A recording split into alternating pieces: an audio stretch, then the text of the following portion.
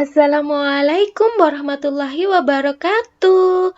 Halo, halo, apa kabar? Dalam video kali ini kita akan membahas mengenai kaidah kebahasaan teks deskripsi.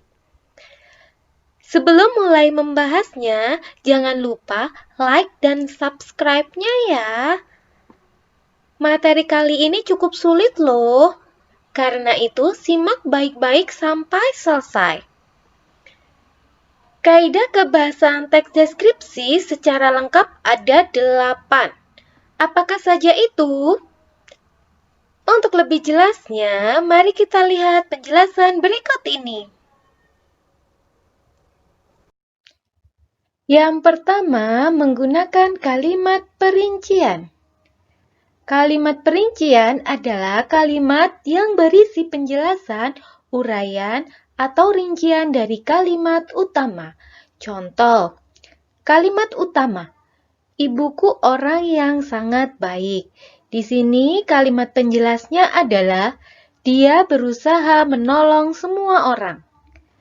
Dia penyabar, ramah, dan tutur katanya halus. Yang kedua, menggunakan kalimat cerapan panca indera. Kalimat cerapan panca indera adalah kalimat yang melibatkan alat indera seolah-olah dapat dilihat, didengar, dan dirasakan. Contoh, indera penglihatan. Kucingku berwarna putih dan matanya biru. Indera pendengaran, kalau mengeong, suaranya melengking. Indera pengecapan, saat aku minum yang manis, dia suka memintanya. Indera peraba, bulunya halus dan lembut. Indera penciuman, kalau ada bau amis, dia amat peka. Jadi di sini kata-kata yang berwarna merah ini, yang ditandai dengan warna merah, inilah yang menunjukkan serapan panca indera. Yang ketiga, menggunakan kata bersinonim. Sinonim adalah kata yang memiliki bentuk berbeda namun memiliki makna yang mirip. Contoh, indah memiliki sinonim elok. Pemandangan, sinonimnya panorama. Melihat, sinonimnya menyaksikan. Yang keempat, menggunakan kata berimbuhan. Imbuhan adalah bunyi bahasa yang ditambahkan pada sebuah kata. Imbuhan bisa di awal, di tengah, di akhir, atau gabungan, yaitu di awal dan di akhir. Contoh imbuhan awalan. Ditambah makan menjadi memakan. Kemudian imbuhan di akhir, makanan ditambah an menjadi makanan. Kemudian imbuhan gabungan, ke, haus, dan an menjadi kehausan. Dan yang terakhir ada sisipan. Sisipan berada di tengah-tengah. Contohnya gigi dan Er-nya di tengah jadi gerigi. Masih tentang imbuhan. Perhatikan baik-baik. Awalan jika bertemu dengan kata dasar yang diawali dengan K, T, P, dan S, maka bunyi K, T, P, S tersebut akan dilebur. Syaratnya lebur yang pertama adalah minimal terdiri dari 2 suku kata. Yang kedua, huruf pertama merupakan konsonan. Dan huruf kedua adalah vokal. Huruf konsonan adalah selain A, I, U, E, O. Misalnya K, D, C, M, dan sebagainya. Dan huruf vokal adalah A, I, U, E, O. Perhatikan contoh berikut. Ditambah kupas, di sini huruf pertama adalah konsonan, huruf kedua U adalah vokal, berarti lebur menjadi mengupas, bukan mengkupas. Kemudian yang kedua, ditambah tulis. Ini pertama adalah konsonan, U adalah vokal, maka hukumnya lebur menjadi menulis. Sedangkan yang ketiga ada me dan kritik. Huruf pertama K adalah konsonan, huruf kedua adalah R adalah konsonan berarti tidak lebur. Jadinya mengkritik. Yang kelima, menggunakan kata depan. Kata depan ada 4, yaitu di, ke, dari, dan pada. Yang membedakan dari kata berimbuhan dengan kata depan adalah penulisan kata depan terpisah dengan kata yang mengikutinya. Kata depan menunjukkan keterangan waktu dan tempat. Contoh, di Pantai Sendang Biru terletak di Malang. Perhatikan, di sini penulisannya dipisah dengan Malang karena Malang menunjukkan tempat.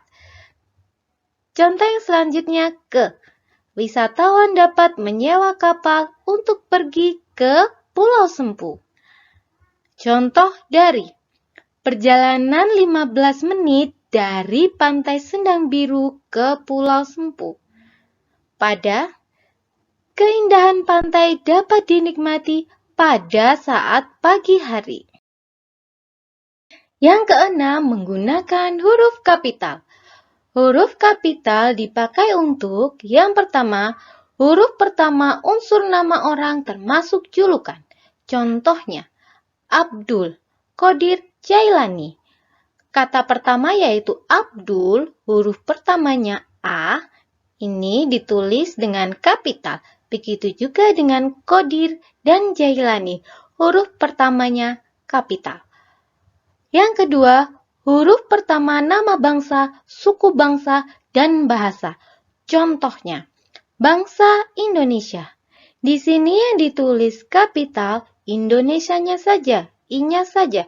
Sementara bangsa tetap menggunakan huruf kecil.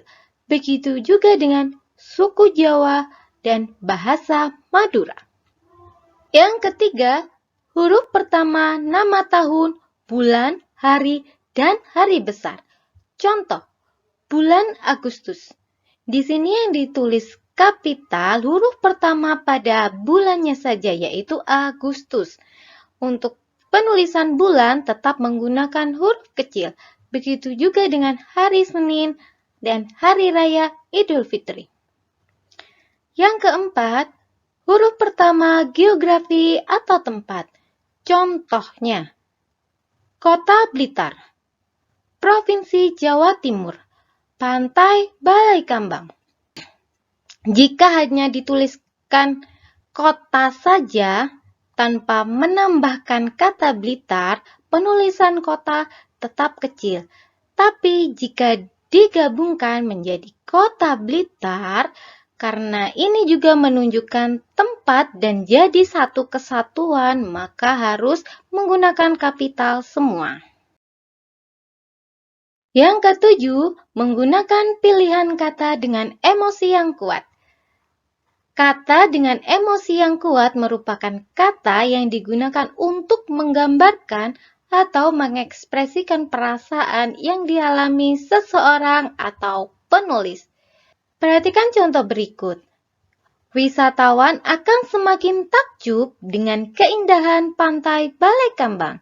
Di sini, kata takjub merupakan kata yang memiliki emosi yang kuat. Selain kata takjub, contoh lainnya adalah kecewa, marah, sedih, gembira, dan lain-lain. Yang kedelapan, penggunaan kalimat bermajas.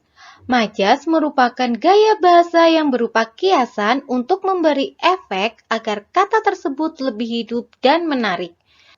Majas yang paling sering digunakan ada 3.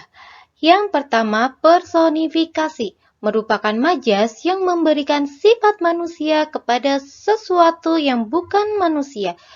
Contoh, Daun nyiur di tepi pantai Gema melambai-lambai tertiup angin.